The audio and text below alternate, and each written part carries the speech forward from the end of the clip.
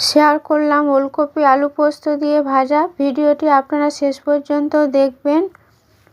কড়াইতে 3 টেবিল চামচ সরষের তেল দিয়েছি। তেল গরম হয়ে গেছে। ওলকপি আলু ঝিরিঝিরি করে কেটে নিয়েছি, ভালো করে ধুয়ে দিয়ে দিলাম। লো টু মিডিয়াম ফ্লেমে ভাজতে হবে। একটি কাঁচা লঙ্কা কেটে দিয়েছি, উল্টে পাল্টে ভাজতে হবে। নাড়াচাড়া করে নিয়েছি, ঢাকা দিলাম। লো টু মিডিয়াম ফ্লেমে 1 মিনিট ঢাকা দিয়ে দেব।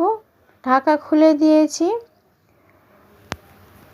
স্বাদ মতো লবণ, সামান্য পরিমাণ লঙ্কার গুঁড়ো, সামান্য পরিমাণ হলুদ গুঁড়ো, সামান্য মিষ্টি, কাশ্মীরি লঙ্কার গুঁড়ো সামান্য পরিমাণ দিয়ে লো টু মিডিয়াম ফ্লেমে নাড়াচাড়া করে নিতে হবে।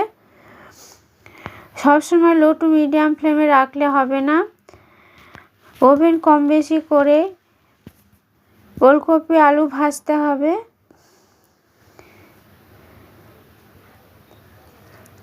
নাড়াচাড়া করে 5 মিনিট ভেজে নিতে হবে।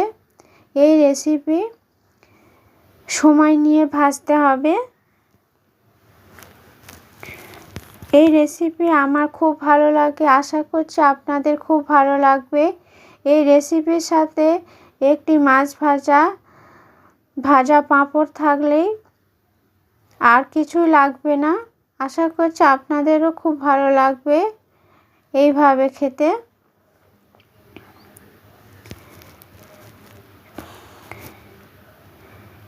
এইভাবে সময় ধরে নাড়াচাড়া করে নিতে হবে। একটু সময় লাগে, খেতে দুর্দান্ত লাগে। গোটা পোস্ত দিয়ে দেব 1 চা চামচ। 5 মিনিট ভেজে নেওয়ার পর গোটা পোস্ত দিয়েছি। গোটা পোস্ত দিয়ে নাড়াচাড়া করে লো টু মিডিয়াম ফ্লেমে কম বেশি করে ওভেন ভাজতে হবে। গোটা পোস্ত দিয়ে 8 মিনিট নাড়াচাড়া করে ভেজে নিতে হবে।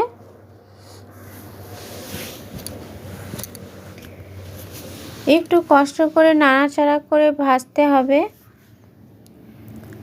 ভাজা হয়ে গেছে, একটি পাত্রে নামিয়ে নেব। দারুণ টেস্টি এই রেসিপি। আপনাদের ভালো লাগলে লাইক শেয়ার করবেন, নতুন বন্ধুরা সাবস্ক্রাইব করবেন, ফেসবুক থেকে দেখলে ফলো করবেন। নতুন ভিডিও নিয়ে হাজির হচ্ছে আপনাদের কাছে। সবাই ভালো থাকবেন, সুস্থ থাকবেন। নমস্কার।